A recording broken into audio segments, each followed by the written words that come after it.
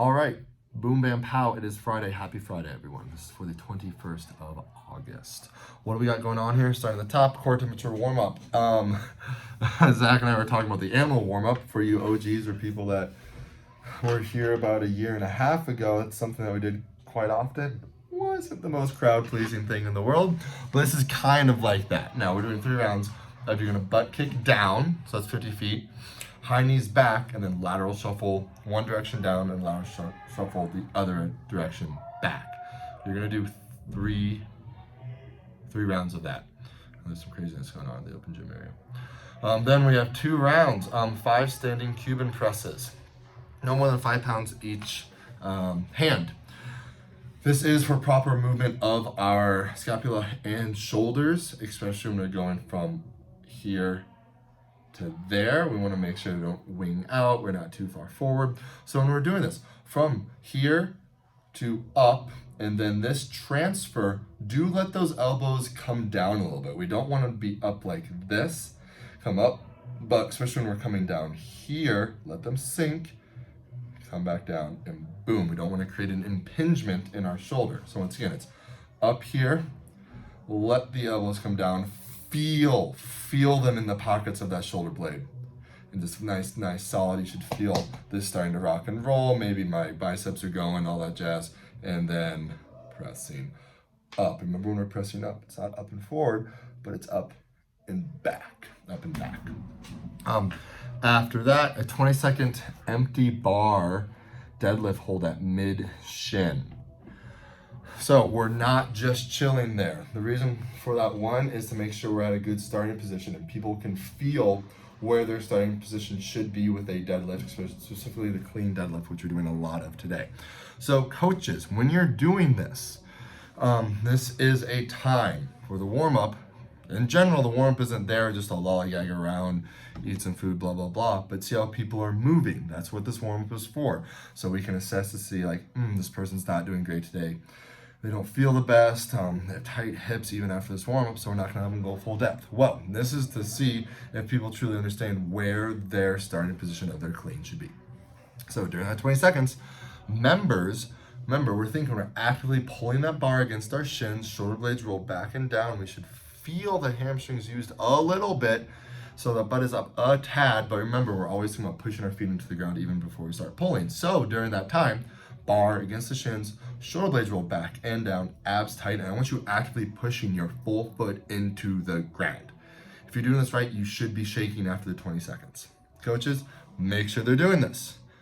I would be very sweaty after this because that isometric 20-second hold. Then, what do we got after that? We have 6 total empty bar overhead alternating lunges. So last Friday we did that with the snatch grip. This time I want a little bit more narrow if possible. If it can be in that jerk grip, that's great. If not, we go a little bit wider. Totally fine. And then, what do we have going after that?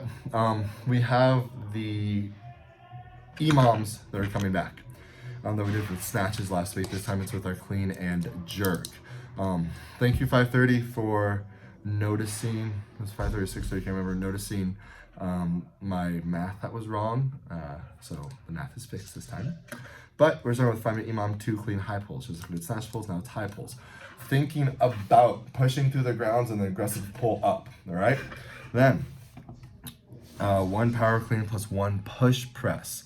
With this, that power clean, we're pushing through the grounds, getting tall, coming underneath, and then it must be a push press. With that dip of a push press, or even the dip of a push jerk or power jerk, or a split jerk, we want to make sure that we're not really pushing that butt back, but we're thinking about straight down and letting those knees come forward a little bit while keeping that full foot on the ground.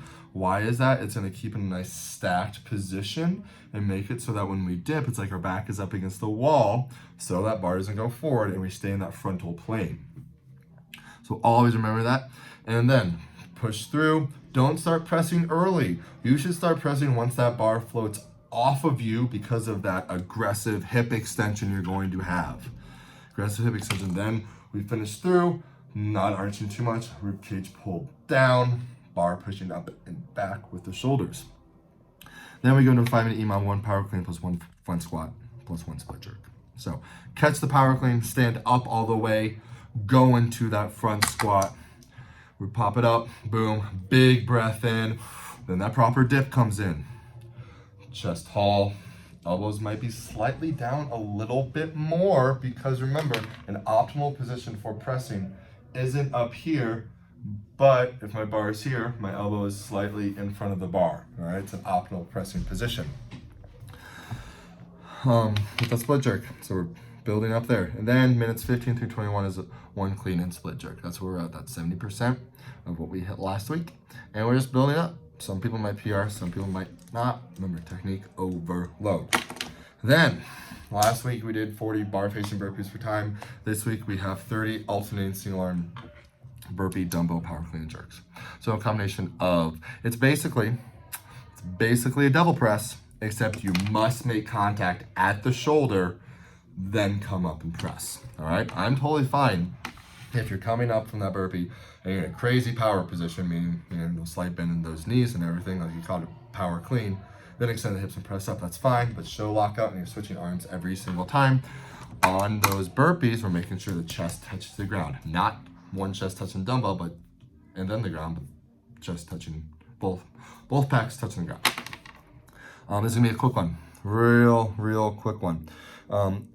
We do want to make sure though that when we're pulling that weight off the ground, because of the external load, we don't be rounding that back too much. So you're coming out of the bottom, making sure that chest is nice and tall, push through the legs, catch, extend, press. This is gonna be a fun day. Another quick one, quick burner. Yeah, that's all I got for you. Longer video, but I had to explain. So, happy Friday, love you all, bye.